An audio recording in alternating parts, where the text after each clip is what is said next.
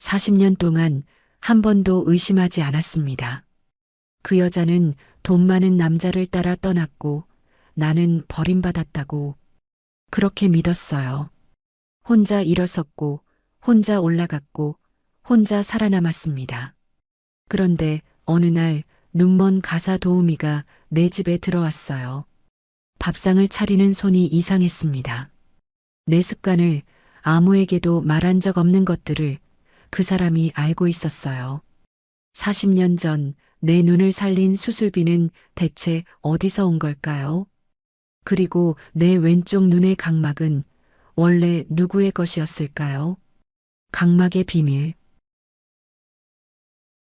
이야기 시작하기 전에 잠깐만요. 구독과 좋아요로 조용히 응원해 주시면 다음 이야기를 이어가는데 큰 힘이 됩니다. 지금 어디에서 듣고 계신지 댓글로 한 줄 남겨주셔도 충분합니다. 이 이야기는 끝까지 함께 해주세요. 강태주의 아침은 언제나 같았습니다. 새벽 5시에 눈을 뜨고 서재에서 신문을 읽고 7시 정각에 식탁에 앉죠. 70평 저택에 사는 사람은 태주 하나뿐이었고 그 넓은 집이 조용한 건 태주가 원해서였습니다. 중소기업 하나를 맨손으로 일으킨 사람. 주변에서는 대단하다고 했지만 태주 본인은 그 말에 한 번도 고개를 끄덕인 적이 없었어요. 사람을 믿지 않는 사람이 살아남은 것뿐이라고 태주는 그렇게 정리하고 살았습니다. 그날 아침 비서 박상훈이 현관에서 기다리고 있었어요. 회장님, 김 여사님이 어제부로 그만두셨습니다. 태주는 신문에서 눈을 떼지 않았습니다. 다른 사람 구했나? 급하게 알아봤는데 오늘 바로 올 수 있는 분이 한 분 계십니다.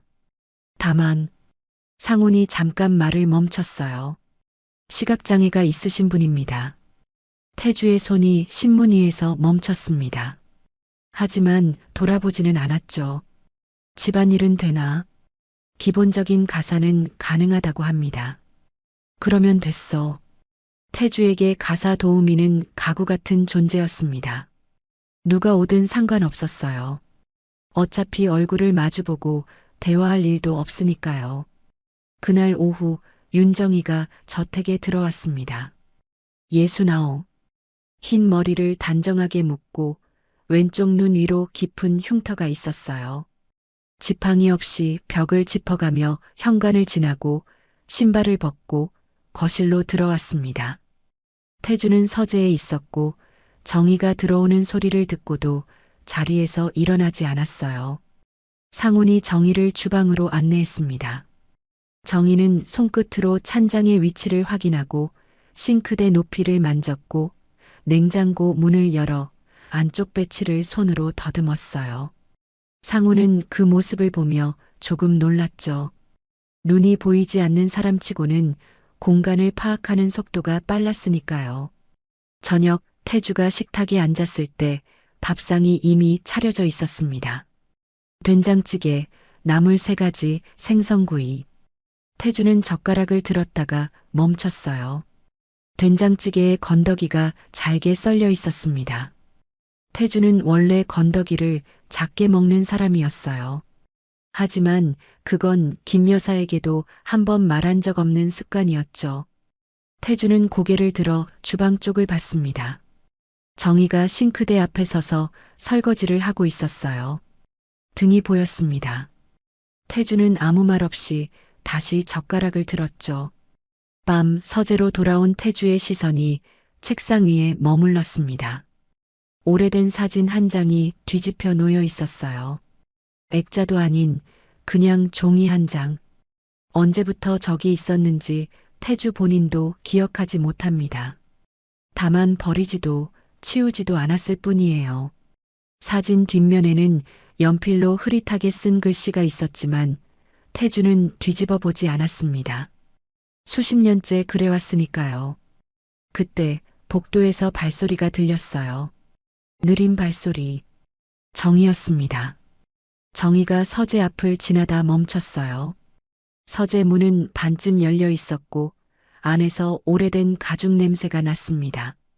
정희의 손이 문틀 위에 올라갔고 손가락 끝이 아주 천천히 나무결을 따라 움직였어요.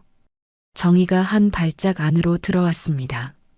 책상 위에 놓인 무언가, 오래된 오르골 쪽으로 손을 뻗었어요. 손끝이 오르골의 모서리에 닿는 순간 정희의 손이 멈췄습니다. 아주 짧은 순간이었지만 분명히 멈췄어요. 뭐 하는 겁니까? 태주의 목소리에 정희가 손을 걷었습니다. 죄송합니다. 길을 잘 몰라서 잠깐 헤맸습니다. 정희가 고개를 숙이고 물러났어요. 태주는 정희의 등을 보지 않았습니다. 대신 정희의 손이 닿았던 오르골을 봤어요. 그 오르골은 40년 넘게 그 자리에 있었습니다. 한 번도 연 적 없고 한 번도 버린 적 없는 물건이었죠. 다음 날 아침 상훈이 태주에게 보고했습니다. 회장님, 어제 말씀드리려다 못한 게 있는데요. 새로 온 도우미 신원 조회를 했는데 이력이 좀 불분명합니다. 이전 근무지 연락처도 안 되고 신상 정보에 빈칸이 많아요. 태주는 커피잔을 내려놓았습니다. 경력 위조인가? 거기까진 아직 모릅니다. 다만 확인이 좀 더 필요할 것 같습니다. 태주는 창밖을 봤어요. 정원이 보였고 그 너머로 정희가 빨래를 널고 있었습니다. 눈이 보이지 않는 사람이 빨랫줄 높이를 정확히 맞추고 있었어요. 태주는 대답하지 않았습니다. 다만 커피를 한 모금 더 마셨고 그 뒤로도 한참을 창밖에서 눈을 떼지 못했어요. 설명할 수 없는 무언가가 태주의 안쪽을 건드리고 있었지만 태주는 그걸 인정할 생각이 없었습니다. 정희가 저택에 온 지 일주일이 지났습니다. 태주는 여전히 정희와 마주 앉은 적이 없었어요. 아침에 식탁에 밥이 차려져 있고 저녁에 서재로 돌아오면 책상 위에 물 한 잔이 놓여 있었죠. 그뿐이었습니다. 정희는 보이지 않는 사람처럼 일했고 태주는 정희가 보이지 않는 것처럼 살았어요. 그런데 이상한 일이 계속됐습니다. 태주는 매일 아침 혈압약을 먹었어요. 7시 식사 전 반드시 미지근한 물과 함께. 김 여사는 3년을 일하면서도 약 먹는 시간을 한 번도 맞춘 적이 없었습니다. 그런데 정희는 첫날부터 정확히 6시 50분에 약과 물을 식탁 오른쪽에 놓아두었어요. 태주는 처음에는 상훈이 알려줬을 거라고 생각했습니다. 상훈 씨, 도우미한테 내 약 시간 얘기했나? 아닙니다. 말씀드린 적 없습니다. 태주는 고개를 갸웃했지만 넘어갔어요. 우연이라고 생각했죠. 그 다음은 생선이었습니다. 태주는 고등어를 먹지 않았어요. 비린내 때문이 아니라 가시가 많아서였습니다. 젊은 시절 가시가 목에 걸려 고생한 뒤로 고등어는 입에 대지 않았죠. 그런데 정희는 저녁 반찬에 생선을 올리면서 고등어만은 한 번도 쓰지 않았습니다. 갈치, 조기, 삼치, 전부 가시가 적은 생선이었어요. 태주는 이번에는 넘어가지 못했습니다. 저녁을 먹다 말고 주방으로 갔어요. 정희가 싱크대 앞에서 냄비를 닦고 있었습니다.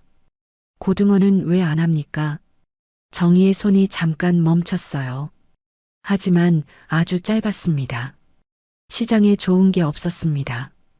일주일 내내 정희가 대답하지 않았어요. 수세미를 다시 움직였을 뿐이죠. 태주는 더 묻지 않았습니다. 돌아서면서 한 가지만 확인했어요. 정희의 등, 허리가 굽은 69의 등, 아무것도 읽히지 않았습니다. 그날 밤 태주는 서재에서 잠들지 못했어요. 40년 전이 떠올랐습니다. 29, 공장 야간 작업 중 화학약품이 눈에 튀었던 날. 왼쪽 눈 시신경 손상. 의사는 각막 이식 말고는 방법이 없다고 했고 수술비는 태주가 3년을 모아도 만들 수 없는 금액이었죠. 곁에 있던 사람이 윤정이었습니다. 정희는 같은 공장에서 일하던 여공이었어요. 태주보다 1살 어렸고 웃을 때 왼쪽 볼에 보조개가 깊었습니다. 둘은 공장 앞 분식집에서 라면 하나를 나눠 먹던 사이였고 태주가 유일하게 경계를 풀었던 사람이었어요. 그런데 정희가 떠났습니다. 수술을 이틀 앞두고 정희가 말했어요. 자기는 이제 다른 사람과 함께하기로 했다고. 상대는 공장 근처에서 자재 납품을 하던 집안 좋은 남자였습니다. 태주는 병실 침대에 누운 채 정희의 말을 들었어요. 정희는 한 번도 뒤돌아보지 않았고 태주는 그날 이후 정희의 이름을 입 밖에 꺼낸 적이 없었습니다. 수술비는 어디선가 마련이 됐어요.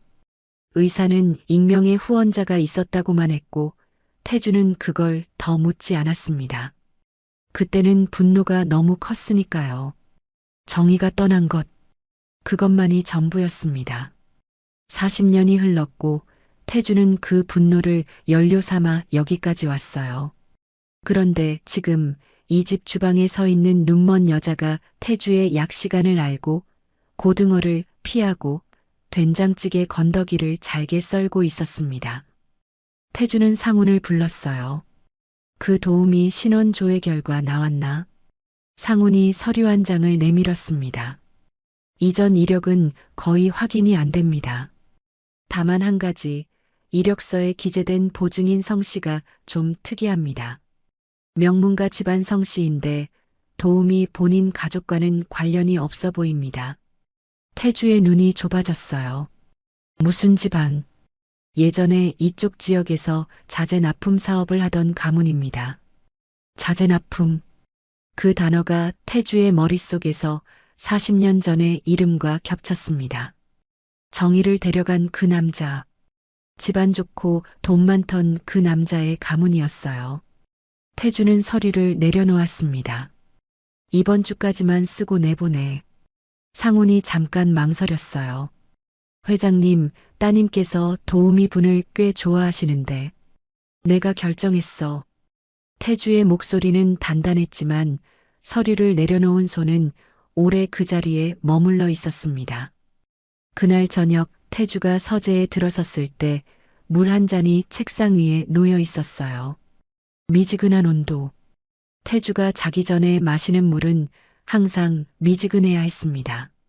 차가우면 속이 쓰리고 뜨거우면 잠이 깨니까요. 그건 태주 자신도 남에게 말한 적 없는 습관이었어요. 태주는 물잔을 들었다가 마시지 않고 내려놓았습니다. 창밖을 봤어요. 아무것도 보이지 않는 어둠이었습니다. 정희를 내보내기로 한 결정은 이미 내렸고 번복할 이유도 없었습니다. 그런데 물잔에서 손을 떼는데 생각보다 오래 걸렸어요. 태주는 물잔 옆에 놓인 오르골을 봤습니다. 며칠 전 정희의 손끝이 닿았던 40년째 열지 않은 오르골. 내보내면 됩니다. 원래 모르는 사람이니까. 신원도 불분명하고 이상한 점도 많으니까. 그런데 태주는 의자에서 일어나지 못했어요. 내보내야 한다는 확신과 내보내면 무언가를 영영 놓칠 것 같은 감각 사이에서 태주의 몸이 굳어 있었습니다. 해고 통보 사흘째 정희는 짐을 싸지 않았습니다. 싸지 않은 게 아니라 쌀 짐이 없었어요. 정희가 이 집에 가져온 것은 낡은 청가방 하나뿐이었고 그 안에 뭐가 들었는지 아무도 본 적이 없었습니다. 태주는 정희가 나가는 날을 기다리고 있었어요. 그런데 이상하게도 그 기다림이 편하지 않았습니다. 목요일 아침이었어요. 태주가 식탁에 앉았을 때 밥상이 차려져 있지 않았습니다. 처음 있는 일이었죠. 태주가 주방으로 갔을 때 정희가 바닥에 쓰러져 있었어요. 의식은 있었지만 몸을 일으키지 못했습니다. 태주가 상훈을 불렀고 구급차가 왔어요. 정희는 들것에 실리면서도 한마디만 했습니다.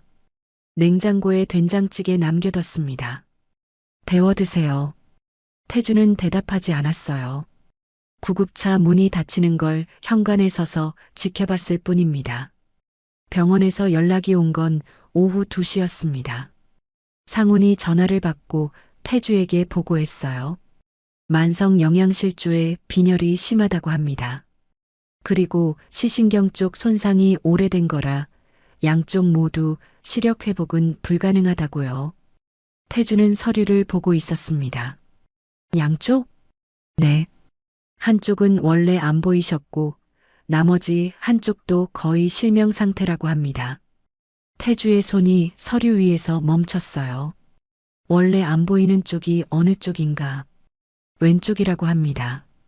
오래전에 수술 이력이 있다고 하는데 정확한 건 의사 선생님한테 직접 들으셔야 할 것 같습니다. 태주는 서류를 덮었습니다. 아무 말 없이 창밖을 봤어요. 한참을 그러고 있다가 차를 준비하라고 했습니다. 태주는 병원에 가지 않으려 했어요. 내보내기로 한 사람이고 이번 주가 끝나면 남이 되는 사람이니까요. 그런데 차가 병원 주차장에 들어서고 있었습니다. 병원 복도에서 태주는 정희의 병실로 가지 않았어요. 대신 원무과로 갔습니다. 환자 윤정희, 과거 의료 기록 열람이 가능합니까? 보호자분이신가요? 고용주입니다. 원무과 직원이 난처한 표정을 지었지만 상훈이 서류 몇 장을 건넸고 잠시 후 기록이 나왔습니다. 태주가 기록을 펼쳤어요.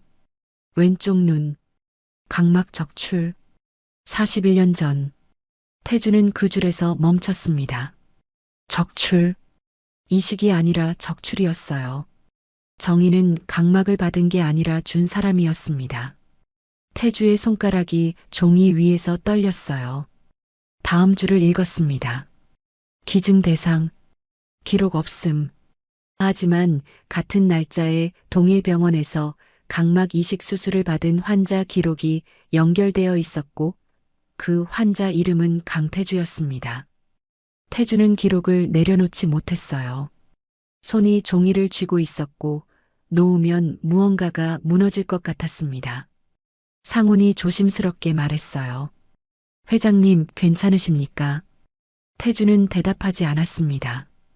대신 복도를 걸었어요.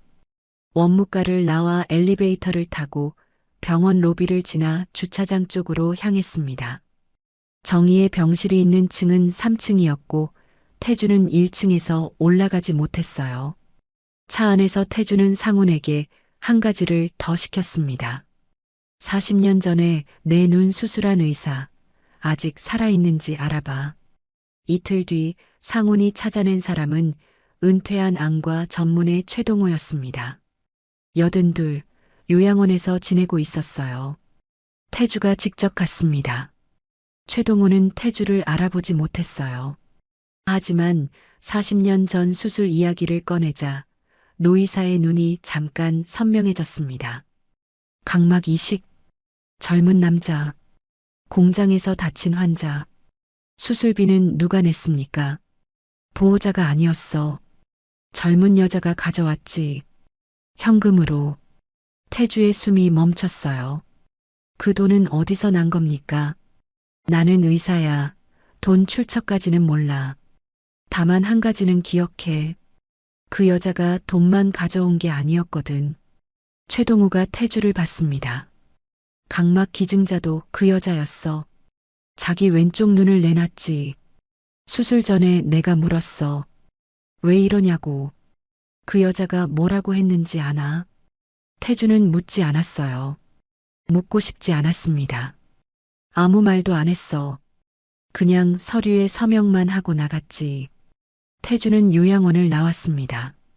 주차장까지 걸어가는 동안 다리에 힘이 없었어요. 40년이었습니다. 40년 동안 태주는 정희가 돈 많은 남자를 따라갔다고 믿었어요. 이력서에 있던 그 성씨, 그 가문. 태주는 그 이름만으로 모든 이야기를 완성했었습니다. 정희는 배신했고 자기는 버림받았다고. 그런데 그 남자는 뭐였을까? 수술비를 마련하기 위해 정희가 찾아간 사람이었을까? 각막의 대가였을까? 태주는 알 수 없었습니다. 다만 한 가지는 분명했어요. 정희는 떠난 게 아니었습니다. 차 안에서 태주는 운전대를 잡고 있었어요. 시동을 걸지 않았습니다. 40년 전 병실에서 정희가 태주에게 떠난다고 말하던 날이 떠올랐어요. 그때 정희의 얼굴이 기억났습니다. 냉정했다고 태주는 그렇게 기억하고 있었어요. 그런데 지금 다시 떠올리자 하나가 보였습니다. 정희의 왼쪽 눈 위에 붕대가 감겨 있었어요. 그날도 감겨 있었습니다. 태주는 그걸 보고도 묻지 않았어요. 분노가 너무 커서 정희의 얼굴 전체가 보이지 않았던 겁니다. 지금 태주의 왼쪽 눈은 멀쩡했습니다. 40년째 잘 보이고 있었어요. 그 눈은 태주의 것이 아니었습니다. 태주는 운전대를 잡은 채 움직이지 못했어요. 병원으로 돌아가서 정희의 병실 문을 열면 되는 일이었습니다. 3층까지 올라가면 되는 일이었어요. 그런데 발이 떨어지지 않았습니다. 돌아가면 정희의 얼굴을 봐야 했고, 정희의 눈과 흉터를 봐야 했고, 그 흉터가 자기 왼쪽 눈이 멀쩡한 이유라는 걸 두 눈 뜨고 확인해야 했으니까요. 태주는 시동을 걸지 못한 채 주차장에 앉아 있었습니다. 태주는 그날 병원에서 돌아오지 못했습니다. 주차장에서 2시간을 앉아 있다가 결국 시동을 걸고 집으로 왔어요. 저택은 어두웠고 주방에 불이 꺼져 있었습니다. 정희가 없는 첫 번째 저녁이었어요. 태주는 식탁에 앉지 않았습니다. 서재로 갔어요.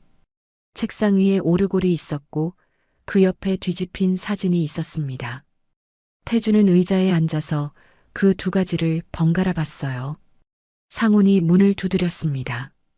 회장님, 병원에서 연락 왔습니다. 윤도우미 상태가 많이 안 좋다고 합니다. 치매 초기 증상도 보인다고요. 보호자가 없어서 병원 측에서 연락 가능한 분을 찾고 있습니다. 태주는 대답하지 않았어요. 회장님, 들었어. 상훈이 나갔습니다. 태주는 혼자 남았어요. 치매라는 단어가 머릿속에 남아 있었습니다. 정희가 기억을 잃어간다는 뜻이었어요. 40년 동안 태주가 모르고 있던 진실을 정희마저 잊어버리면 이 세상에 그 이야기를 아는 사람은 아무도 없게 됩니다. 다음 날 아침 태주는 병원에 갔어요. 3층 복도를 걸었습니다. 정희의 병실은 복도 끝에 있었어요. 문 앞까지 갔습니다. 문은 반쯤 열려 있었고 안에서 정희가 침대에 앉아 있는 게 보였어요. 창문 쪽을 향하고 있었지만 보이지 않는 눈으로 무엇을 보고 있었는지는 알 수 없었습니다. 태주는 문을 열지 못했어요. 손이 문 손잡이 위에 올라갔다가 내려왔습니다. 그걸 3번 반복했어요.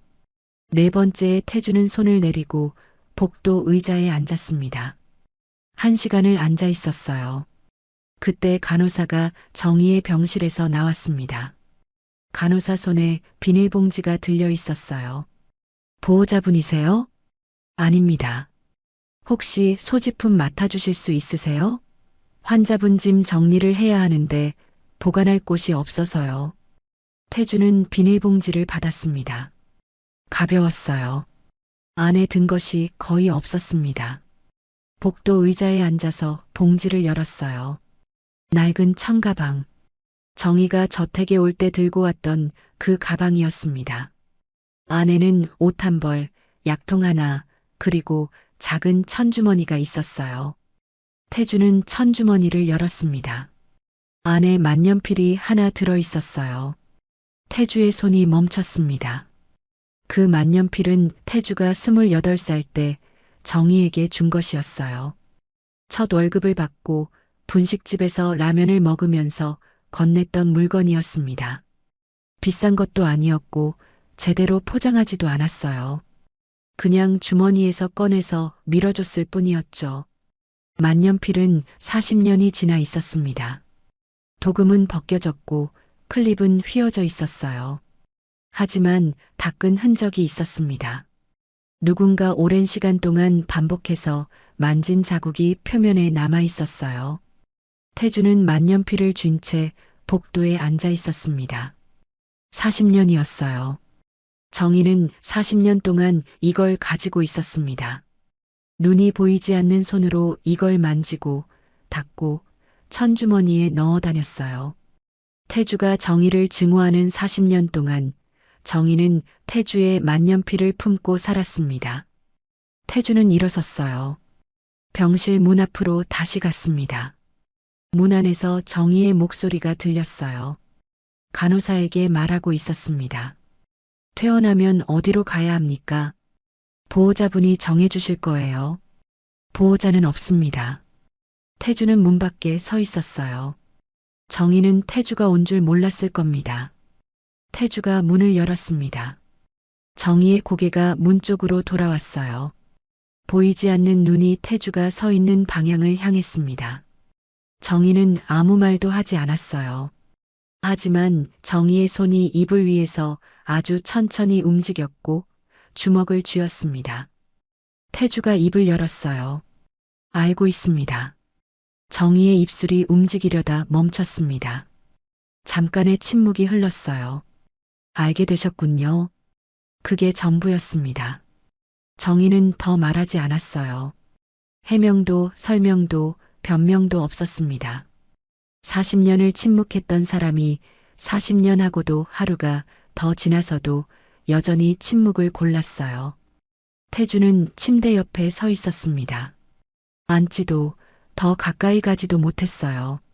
집으로 갑시다. 정의의 고개가 아주 천천히 저어졌습니다.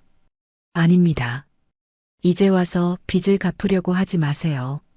태주의 입이 열렸다가 닫혔어요. 할 말이 없었습니다. 정의가 맞았으니까요. 40년을 증오한 사람이 하루 만에 손을 내미는 건 속죄가 아니라 면죄였습니다. 자기가 편해지려고 하는 행동이었어요. 태주는 돌아섰습니다. 병실을 나왔어요. 복도를 걸으면서 만년필을 주머니에 넣었습니다.